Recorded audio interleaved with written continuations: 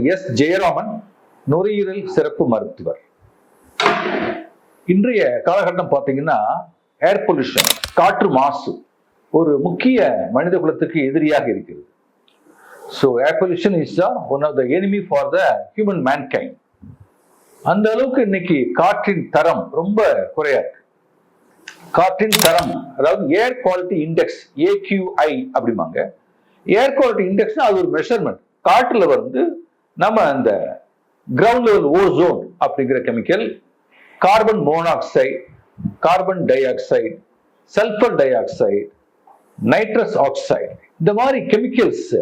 அப்புறம் பாத்தீங்கன்னா இந்த பர்டிகுலேட் மேட்டர் அப்படின்னா நம்ம வந்து ஒரு ஸ்மால் ஃபைன் துகள்கள், நம்ம காற்றுல வந்து துகள்கள் இருக்கும்.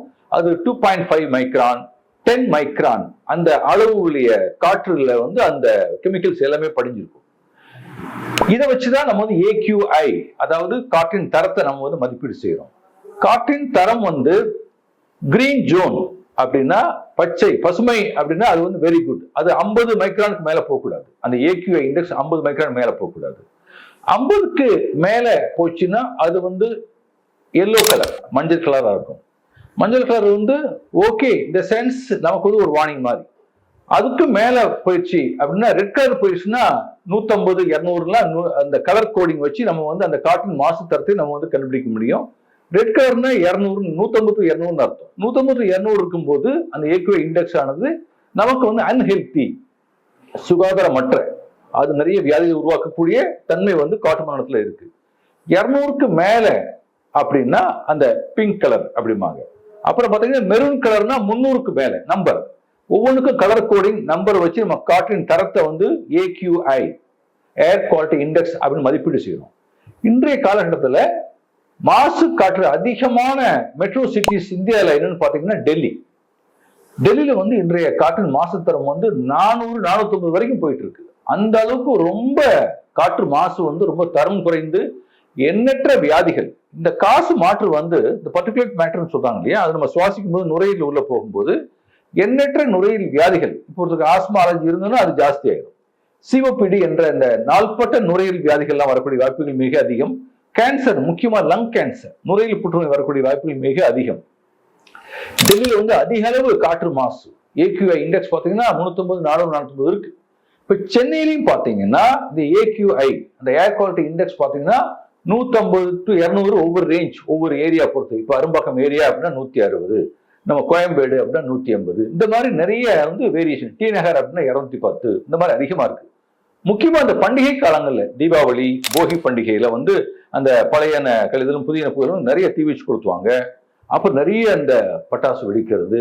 அதனால காற்று மாசு ரொம்ப தரம் குறைந்து காணப்படுகிறது.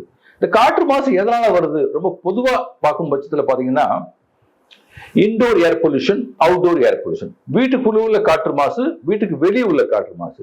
வீட்டுக்கு வெளியே காற்று மாசுன்னு பாத்தீங்கன்னா ரோட்ல போறோம், ரோட் டஸ்ட். இப்ப வாகனங்கள் இருக்கு, பெட்ரோல் வாகனங்கள், டீசல் வாகனங்கள், மோட்டார் பைக், கார்லாம் இருக்கு. அது வந்து வரக்கூடிய அந்த புகை போக்கியது வரக்கூடிய எண்ணற்ற வேதிப்பொருள்கள் அது காற்று மண்டலத்துல கலந்து அது நமக்கு ஒரு காற்று மாசு வந்து ரொம்ப அதிகமாகுது. அப்புறம் பார்த்தீங்கன்னா நிறைய கட்டிடங்கள் கட்டுற வேலை இருக்கு, கட்டிடங்கள் இடிச்சுட்டு புது கட்டிடங்கள் கட்டுற வேலை இருக்கு. அப்புறம் தொழிற்சாலை கழிவுப்பொருட்கள் புகைப்பூக்கி வழியாக மேலே போய்கிட்டு இருக்கு. அப்புறம் நமக்கு புகைப்பழக்கம் இருக்கு. பண்டிகை காலங்களில் நமக்கு நிறைய பட்டாசு, ஒரு தெருவில் பார்த்தீங்கன்னா நிறைய காற்று மாசு அதிகமாகுது, பண்டிகை காலங்கள் அதிகமாகுது.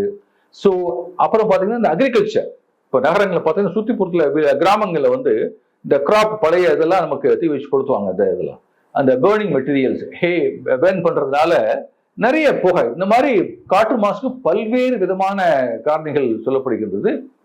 இன்றைய காலகட்டம் காற்று மாசு, ஏர் பொல்யூஷன் வந்து ஒரு முக்கியமான ஒரு மனிதகுல எதிரியாக உள்ளது. அதனால எண்ணற்ற வியாதி, முக்கியமாக வந்து நுரையீரல் சுவாச வியாதிகள், ஆஸ்துமா, அலர்ஜி, ஒவ்வாமை வியாதிகள் மற்றும் அந்த COPD என்று சொல்லப்படுகின்ற கிரானிக் அப்ஸ்ட்ரக்டிவ் பல்மனரி டிசீஸ், நுரையீரல் புற்றுநோய். நுரையீரல் புற்றுநோய்க்கும் காற்று மாசு மிக முக்கியமான ஒரு காரணி.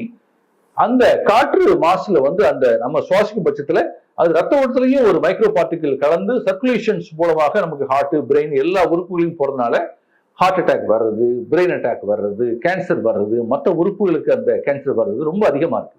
ஸோ ஆகவே இது வந்து குழந்தைகள் முதல் பெரியவங்க எல்லாருமே தாக்கக்கூடிய வாய்ப்புகள் மிக அதிகமா இருக்கு. காற்றின் மாசுத்தரம் நல்லா இம்ப்ரூவ் பண்ணணும், நல்லபடியா நம்ம சுற்றுப்புறத்தை சுத்தமாக வைத்துக் கொள்ள வேண்டும் என்றால் நமக்கு வந்து பிளான்டேஷன், ட்ரீ பிளான்டேஷன், கிரீனரிஸ் பசுமையா நம்ம மாற்றணும். நம்ம தேவையற்ற பொருட்களை தீ வச்சு கொடுத்துறது, அதிக அளவு பட்டாசு வெடிக்கிறது, போகி பண்டிகை காலங்களில் எல்லாத்தையும் இந்த பழைய பொருட்கள் எல்லாம் அந்த பாய் தலைமை எல்லாம் நம்ம தீ வச்சு கொடுத்துறது, இந்த மாதிரி மாசு எதெல்லாம் இருக்கோ அதெல்லாம் நம்ம தவிர்க்கணும். பெட்ரோல் டீசல் வாகனங்கள்ல வந்து நம்ம ஹை காஸ்ட் பெட்ரோல், அந்த புகைப்பொக்கி குழாய்களை வந்து நிறைய விதமான ஃபில்டர்ஸ் அதுல நமக்கு கொண்டு வரணும். கட்டடங்கள் கட்டும் போது தூசி வெளியே போகாம நல்ல மறைப்பு வச்சுட்டு அதுக்குள்ளேயே நம்ம இது பண்ணணும். அப்புறம் வந்து அந்த பொறியியல் முறையில வந்து இன்ஜினியரிங் டெக்னிக்ஸ்னு சொல்லுவாங்க. அப்புறம் வந்து இந்த வெட் மெத்தட்னு ஈரத்தன்மை கொடுத்துட்டு அதுக்கு மேல நம்ம தூசி தட்டும்போது அதெல்லாம் கீழே படிஞ்சிடும், அது சுற்றுப்புறத்துல காற்றுல வந்து கலக்காம இருக்கும். புகைப்பொக்கி குழாய் இருக்கு தொழிற்சாலைகள், இண்டஸ்ட்ரியில வந்து அது மேல வரும்போது எல்லா புகையும் வந்து ரொம்ப இதாகும். அதுலயும் நம்ம ஃபில்டர் வச்சுக்கலாம், வச்சுட்டு நமக்கு தேவையில்லாம அந்த கெமிக்கல்ஸ் வேதிப்பொருள் கீழே படிமான்னு வச்சுக்கலாம். இப்படி எண்ணற்ற முறைகள், தனி மனித ஒழுக்கம், நமக்கு நான் சுற்றுப்புற தூய்மையா வச்சுக்கொள்ள வேண்டும் அப்படிங்கிற நமக்கு அக்கறை வேணும். நமக்கு வந்து பொலிட்டிக்கல்ஸ், மற்ற சொசைட்டி, சமுதாயம் எல்லாருமே கலந்து நாம் இந்த காற்று மாசை குறைத்தால்தான் இன் ஃபியூச்சர்ல, இப்பவே நிறைய வியாதிகள் காற்று மாசுனால வருது. இன் ஃபியூச்சர்ல வந்து இதே மாதிரி நம்ம இருந்தோம், நமக்கு வந்து நம்ம சரியான முறையில வந்து சுற்றுப்புறத்தை நம்ம பேணி பாதுகாக்கவில்லை என்றால் அதிக அளவு நோய்கள் வரக்கூடிய வாய்ப்புகள் வந்து மிக மிக அதிகம். முக்கியமாக நுரையீரல் வியாதிகள், இதய வியாதிகள், புற்றுநோய் வியாதிகள் மற்றும் தோல் வியாதிகள், கண் வியாதிகள், இந்த மாதிரி ஏகப்பட்ட ஒவ்வாமை நோய்கள் இந்த கெமிக்கல்ஸ் வரக்கூடிய வாய்ப்புகள் மிக அதிகமாக இருக்கு. ஆகவே ஏர் குவாலிட்டி இண்டெக்ஸ் நம்ம 50 கீழே இருக்கணும், கிரீன் இருக்கணும், பசுமையா இருக்கணும், நிறைய தாவரங்கள், மரங்கள், செடிகளை வளர்க்க வேண்டும், நம்ம சுற்றுப்புறத்தை தூய்மையாக வைத்துக் கொள்ள வேண்டும். இதன் மூலமாக நாம் நம்முடைய வாழ்வை நல்ல முறையில் கொண்டு செல்ல முடியும். டெல்லியை போலவே சென்னையிலும் ரொம்ப தரம் AQI ஏர் குவாலிட்டி இண்டெக்ஸ் ரொம்ப அதிகமாக இருக்கிறது. அது காரணம் இந்த மாதிரி முக்கியமான வேதிப்பொருட்கள் காற்றுல கலக்குது. அதனால நமக்கு எண்ணற்ற வியாதிகள் உருவாவதனால் தனி மனிதன் மற்றும் சமுதாயம் மற்றும் அரசு அனைவரும் இணைந்து ஒன்றுபட்டால்தான் இந்த காற்று மாசு, ஏர் பொல்யூஷனை நம்ம கட்டுப்பாடுகள் கொண்டு வந்து வியாதிகள் அதிகமாகாமல் நல்ல முறையில் நாம் வாழ்வை கொண்டு செல்ல முடியும். நன்றி, வணக்கம்.